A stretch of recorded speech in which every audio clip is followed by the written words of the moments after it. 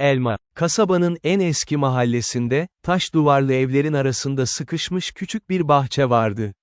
Bu bahçe, yıllardır Hacı Mehmet Efendi'nin ailesine aitti.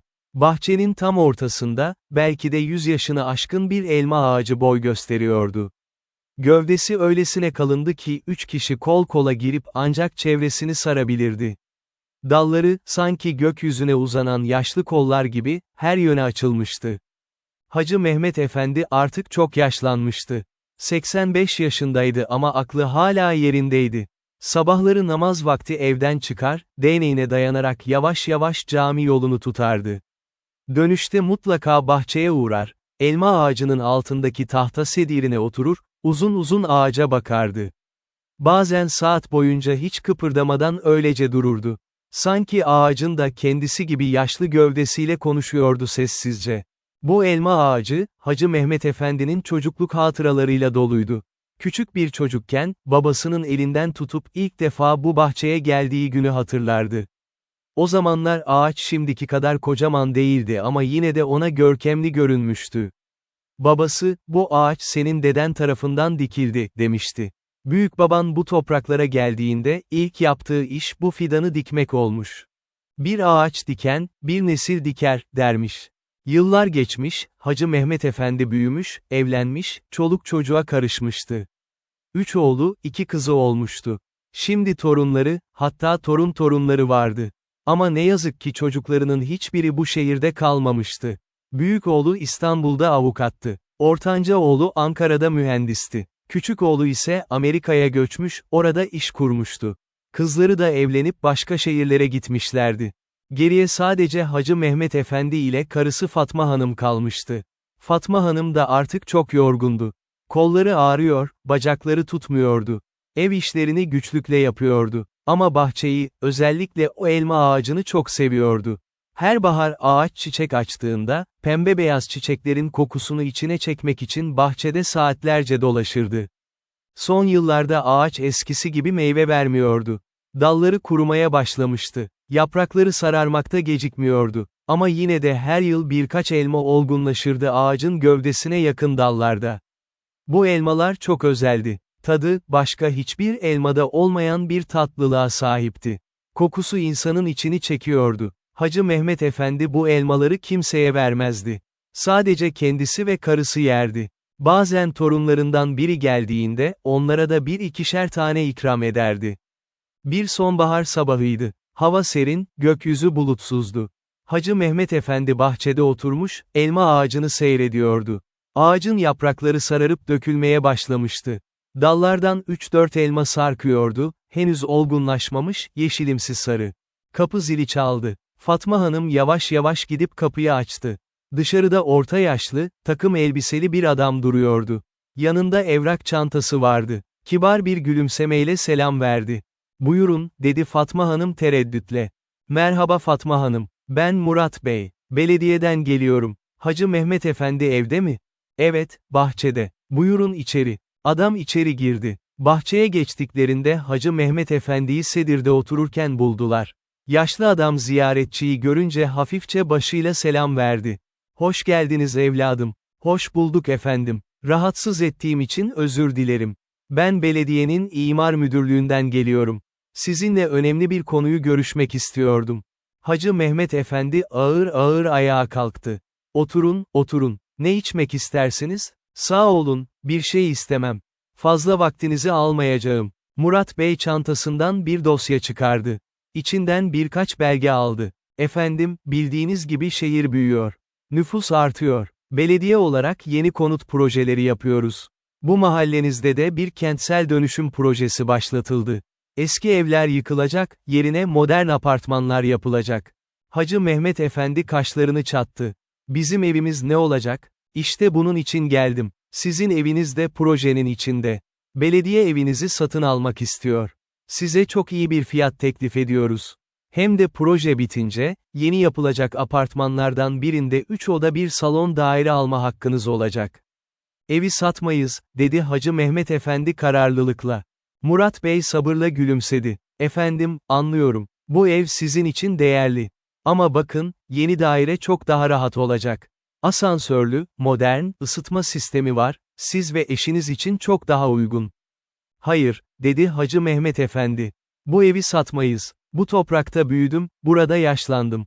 Burası benim son durağım. Murat Bey dosyasına baktı. Efendim, projenin uygulanması için kamulaştırma kararı var. Yani er ya da geç bu işlem gerçekleşecek. Şimdi razı olursanız, size daha iyi bir fiyat verebiliriz. Sonra zorla kamulaştırma olursa, durum sizin için daha zor olur. Fatma Hanım endişeyle kocasına baktı. Mehmet Bey, belki bir düşünelim. Çocuklar ne der? Çocuklara sormaya gerek yok, dedi Hacı Mehmet Efendi sertçe. Bu ev bizim, karar bizim. Murat Bey ayağa kalktı. Anlıyorum efendim, size düşünmek için birkaç hafta süre veriyorum. Ama lütfen durumu iyi değerlendirin. Bu kaçırılmayacak bir fırsat. Belgeleri masaya bıraktı. İşte teklif. İyi günler dilerim. Murat Bey gittikten sonra Hacı Mehmet Efendi uzun süre sessiz kaldı. Sonra bahçeye çıktı, elma ağacının altına gitti. Eli titrerken ağacın gövdesine dokundu. Seni bırakıp gidemem, diye fısıldadı. Sen bizim ailemizsin. Sen bu toprağın belleğisin. Akşam olmuştu. Fatma Hanım telefonla büyük oğullarını aradı. Durumu anlattı. Bir saat sonra telefon çalmaya başladı. Önce büyük oğul, sonra ortanca, sonra küçüğü, sonra kızlar. Hepsi aynı şeyi söylüyordu, evi satın baba. Bu sizin iyiliğiniz için. Büyük oğul Ahmet, İstanbul'dan arıyordu. Sesi telefonda kararlıydı. Baba, lütfen mantıklı ol. Siz artık yaşlandınız. O eski evde ne yapacaksınız? Merdiven var, bahçe var. Kayıp düşeceksiniz. Modern bir dairede çok daha rahat edersiniz. Ahmet, dedi Hacı Mehmet Efendi yorgun bir sesle, sen bu evi anlamıyorsun. Bu ev sadece taş ve toprak değil. Burada senin çocukluğun var. Senin ilk adımlarını attığın yer burası. İlk konuştuğun yer burası. Baba, ben her şeyi anlıyorum ama hayat devam ediyor. Geçmişte kalamayız. Hem belediye zorla da alabilir evi. O zaman hiç paranız olmaz. Ortanca oğul Mustafa Ankara'dan aradı. O daha ağır konuşuyordu. Baba, ben mühendisim. Şehir planlaması konusunda bir şeyler biliyorum. Bu tür projeler durdurulamaz. Kentsel dönüşüm şart. Eski binalar depreme dayanıklı değil. Sizin eviniz de çok eski. Bir depremde başınıza bir şey gelsin istemeyiz. Mustafa, bu ev 100 yıldır ayakta. Kaç deprem atlattı. Hala sapasağlam. Baba, lütfen. Bu bir güvenlik meselesi. Küçük oğul Hasan Amerika'dan aradı. Saati karışmıştı, gece yarısıydı orada ama umurunda değildi. Dad, I heard about the situation. Evi satın. Ben size Amerikan doları gönderirim. Burada güzel bir ev alırız. Hasan, senin İngilizceni anlamıyorum. Türkçe konuş benimle. Baba, özür dilerim. Diyorum ki, evi satın. Size para gönderirim. İyi bir yer bulursunuz. Hasan, benim param yok sana ihtiyacım. Benim bu evim var. Bu bahçem var. Başka bir şeye ihtiyacım yok. Kızları da aradı sırayla. Ayşe, Zeynep. İkisi de aynı şeyi söylüyordu. Evi satın, modern bir daireye geçin, biz size yardım ederiz. Hacı Mehmet Efendi bütün bu telefon görüşmelerinden sonra bitkin düştü. Akşam yemeğine bile oturamadı. Doğruca yattı. Ama uyuyamadı. Tavana bakarak sabahı bekledi. Ertesi gün Hacı Mehmet Efendi erkenden kalktı. Sabah namazını kılıp bahçeye çıktı. Hava serindi. Güneş henüz doğmamıştı. Elma ağacının altına gitti, sedirine oturdu. Gözlerini kapatınca geçmiş canlanıyordu önünde. Küçük bir çocuktu, belki 6 yaşında. Babası onu sırtına almış, ağacın dallarından elmalar koparıyordu. Bak oğlum, diyordu babası, bu ağaç bizim aile ağacımız. Biz nasıl büyüyorsak, o da büyüyor. Biz nasıl yaşlanacaksak, o da yaşlanacak. Ama o bizden daha uzun yaşayacak. Senin çocukların, torunların bu elmaları yiyecek. Başka bir hatıra. 15 yaşındaydı. İlk aşkı Fatma ile bu bahçede tanışmıştı. Kız, komşu evden gelmiş, annesiyle beraber, bir şeyler ödünç almaya. Hacı Mehmet, o zamanlar sadece Mehmet'ti daha, kızı bahçede gördüğünde yüreği çarpmaya başlamıştı. Fatma elma ağacının yanında durmuş, çiçekleri seyrediyordu. Ne güzel ağaç, demişti. Cennet gibi kokusunuz var. İşte o an, Mehmet kararını vermişti. Bu kızla evlenecekti. Başka bir hatıra. 30 yaşındaydı. İlk oğlu Ahmet doğmuştu. Babası onu bahçeye getirmiş, elma ağacının altında göğe kaldırmıştı. Allah uzun ömür versin sana, diye dua etmişti. Bu ağacın gölgesinde büyü, dürüst bir adam ol. Başka bir hatıra. 45 yaşındaydı. Babası ölmüştü. Cenaze töreninden sonra, Mehmet bahçeye gelmiş, elma ağacına sarılmış, gözyaşlarını tutamamıştı. Ağacın kabuğu soğuk ve sert hissettirmişti avucunda ama bir şekilde teselli edici de. Başka bir hatıra. 60 yaşındaydı. Torunu Elif ilk kez bahçeye gelmişti. Küçük kız, yeni yürümeye başlamıştı. Sendeleyerek elma ağacına doğru koşmuş, ağacın gövdesine sarılmıştı. Dede, ağaç çok büyük, demişti. Hacı Mehmet gülmüştü. Evet yavrucuğum, o senin dedenden de büyük. Şimdi 85 yaşındaydı. Bütün bu hatıralar bu ağaçta, bu toprakta saklıydı. Evi satmak, bu hatıraları satmak demekti.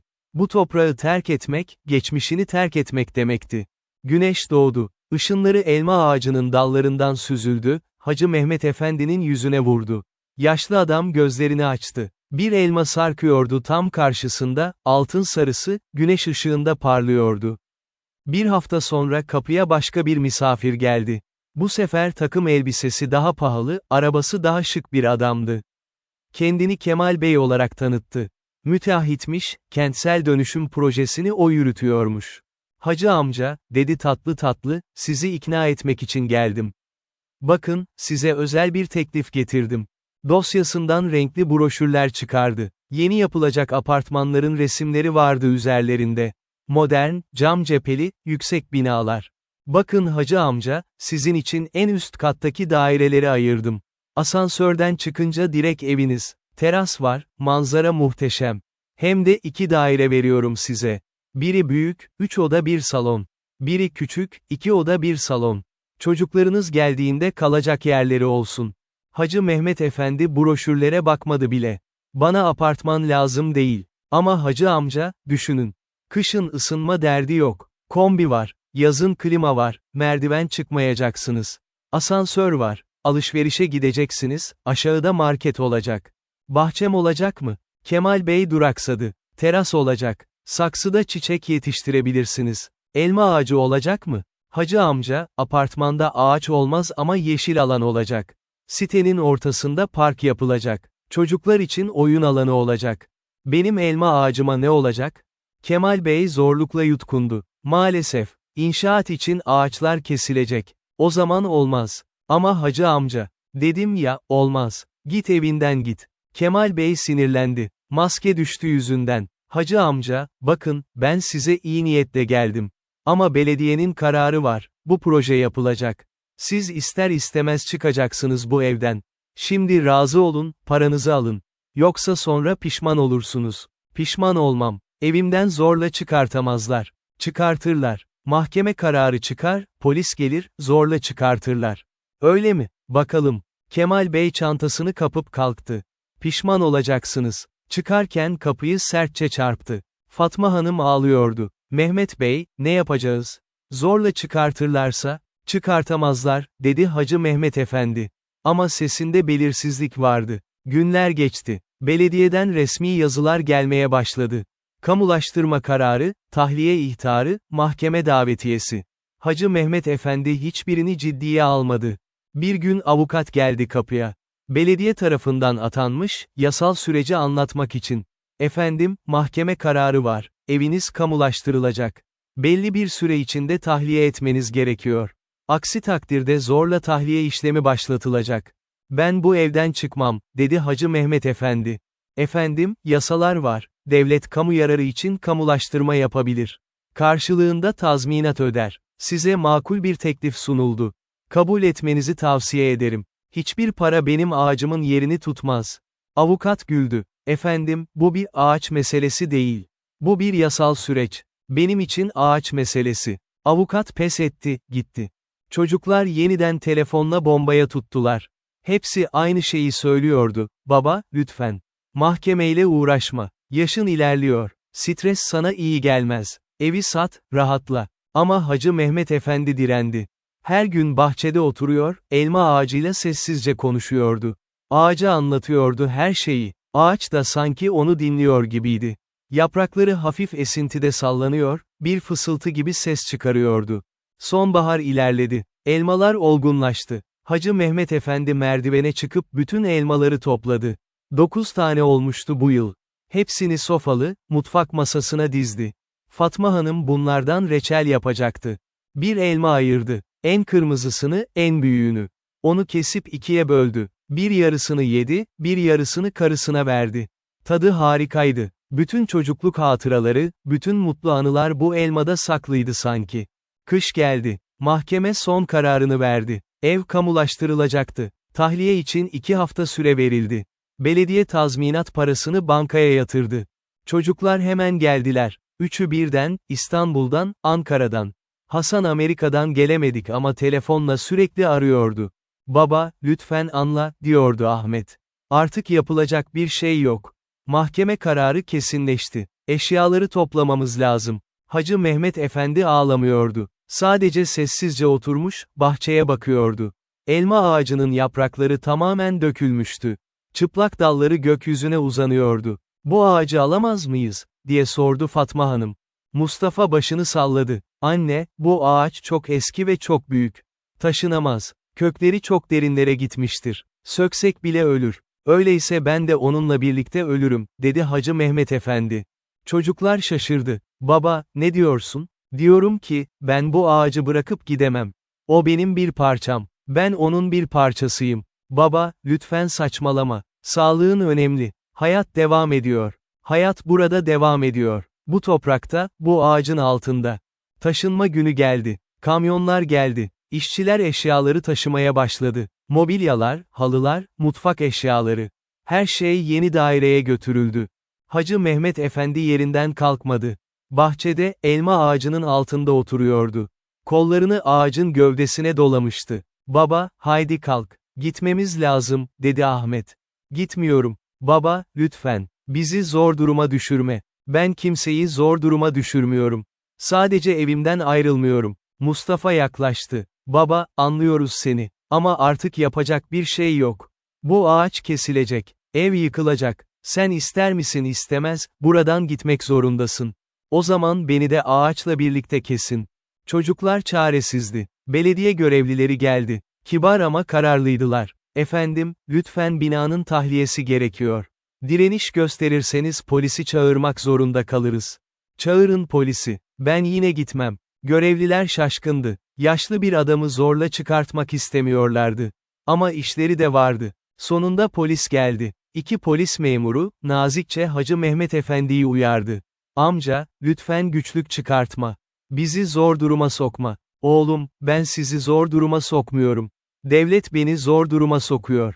Polisler de ne yapacağını bilemedi. Yaşlı adamı zorla çıkartamadılar. Bir süre beklediler. Hacı Mehmet Efendi yerinden kıpırdamadı. Akşam oldu. Herkes yoruldu, eve gitti. Sadece Ahmet kaldı babası yanında. "Baba, burada geceleyemeyiz. Elektrik kesildi, su kesildi. Üşüyorsun. Haydi gidelim yeni eve. Dinlen, yarın tekrar düşünürüz." "Düşünecek bir şey yok. Baba, lütfen." Hacı Mehmet Efendi sonunda pes etti. Ayağa kalktı, ağaca son kez dokundu. "Elveda," diye fısıldadı. "Beni affet." Arabaya bindiler. Yeni daireye gittiler. Daire gerçekten güzeldi. Modern, temiz, ışıklıydı. Ama Hacı Mehmet Efendi'ye soğuk ve yabancı geldi. Ruhsuz bir kutuydu sadece. Geceyi uyuyamadan geçirdi. "Sabah olur olmaz, eski eve gitmek istiyorum," dedi. "Baba, oraya gidemezsin. İnşaat başladı. Yine de görmek istiyorum." Ahmet babasını arabaya bindirip götürdü. Eski mahalleye geldiklerinde şok oldular. Bütün sokak değişmişti. Evler yıkılmaya başlamıştı. Ekskavatörler, kamyonlar, işçiler. Her yer toz toprak içindeydi. Kendi evlerine geldiklerinde daha da şok oldular. Evin duvarları yıkılmıştı. Sadece bahçe kısmen duruyordu. Ve ortada, hala ayaktaydı elma ağacı. Ama etrafında işçiler vardı. Testere sesleri geliyordu. Dalları kesmeye başlamışlardı. "Dur," diye bağırdı Hacı Mehmet Efendi. Koşmaya çalıştı ama bacakları tutmadı. Tökezledi, düştü. Ahmet yetişti, babasını kaldırdı. "Baba, dikkat et." İşçiler durdular. Usta işçi yaklaştı. "Amca, burası tehlikeli. Geri çekilin lütfen. O ağacı kesmeyin." Ağaç kesilmesi gerekiyor. Yapı izni var. Yeni bina bu ağacın tam üstüne gelecek. Lütfen. O ağaç 100 yaşında. O ağaç tarihi. O ağacı kesmeyin. Usta şefkatli baktı. Amca, anlıyorum. Ama ben de işçiyim. Emir aldım, yapmak zorundayım. Hacı Mehmet Efendi diz çöktü. Eller avuç içinde yalvardı. Lütfen. Eğer ağacı kesecekseniz, önce beni öldürün.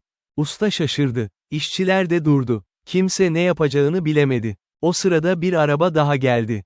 İçinden genç bir kadın indi. Elinde kamera vardı, gazeteciydi. Ben yerel gazeteden Aylin. Bu durumu haber yapmak istiyorum. Röportaj yapabilir miyim? Hacı Mehmet Efendi kadına baktı. Gözleri doluydu. Yazın, dedi. Yazın ki herkes görsün. Devlet yaşlı bir adamın evini alıyor, 100 yıllık ağacını kesiyor. Yazın. Gazeteci fotoğraflar çekti. Hacı Mehmet Efendi ile konuştu. İşçilerle konuştu. Usta işçi de sıkıntılıydı. Biz de istemiyoruz ağacı kesmeyi. Ama ne yapalım? İş bu. Haber ertesi gün gazetede çıktı. Sonra sosyal medyada yayıldı. İnsanlar paylaştı, yorumlar yazdı. Kimileri Hacı Mehmet Efendi'yi destekledi, kimileri, kalkınma için fedakarlık gerekir, dedi. Ama gürültü büyüdü. Televizyon kanalları haber yaptı. Çevre örgütleri destek açıklaması yayınladı. Tarihi ağaçlar korunmalı kampanyası başlatıldı. Bir hafta sonra belediye başkanı açıklama yaptı.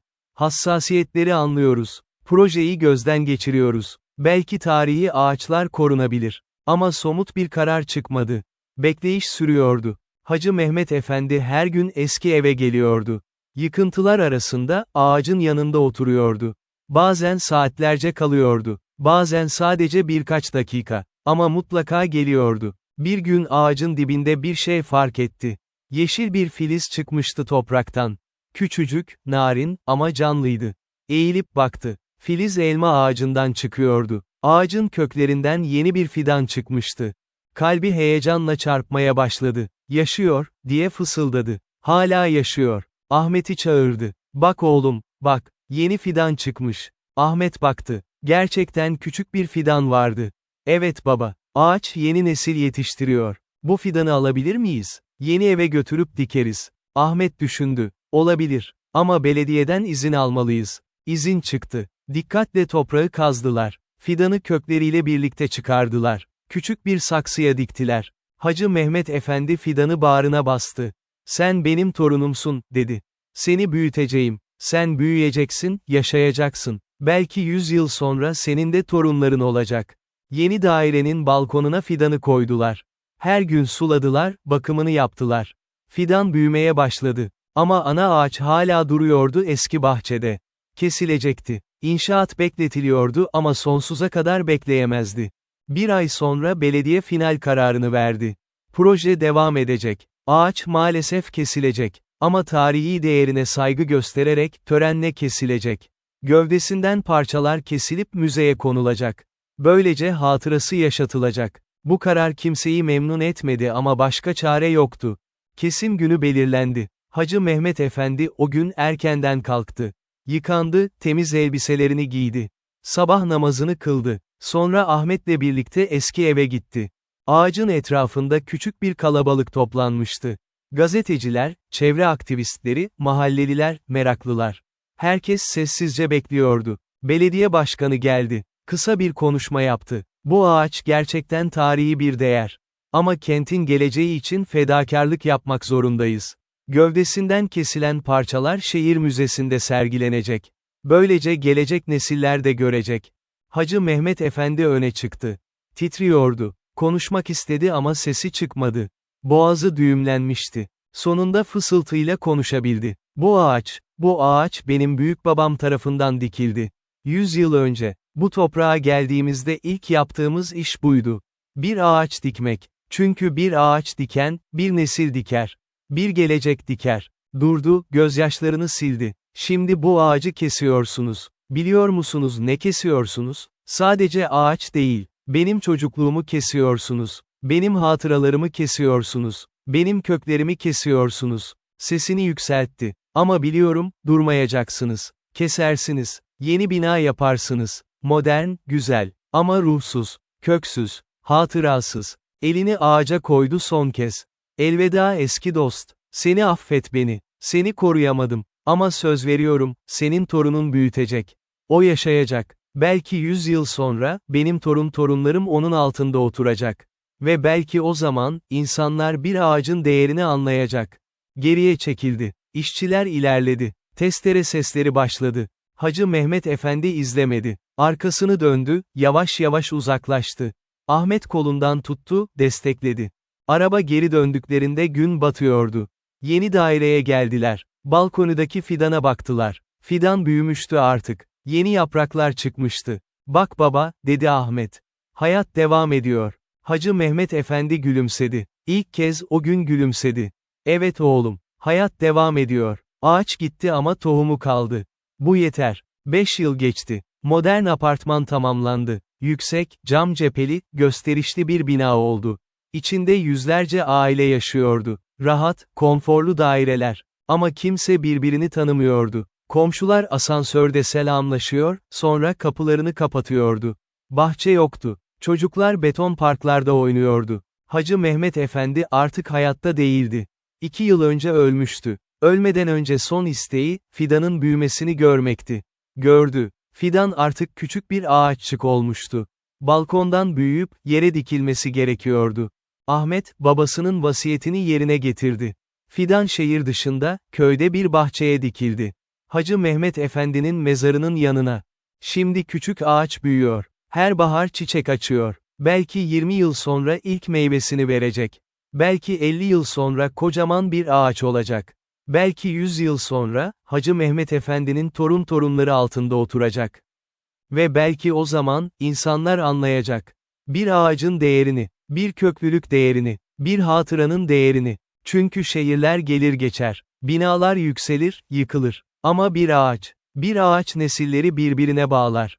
Geçmişi geleceğe taşır. Bir ağaç, aslında bir hayattır. Ve bir hayat, hiçbir paraya, hiçbir modern binaya değişilemez. Son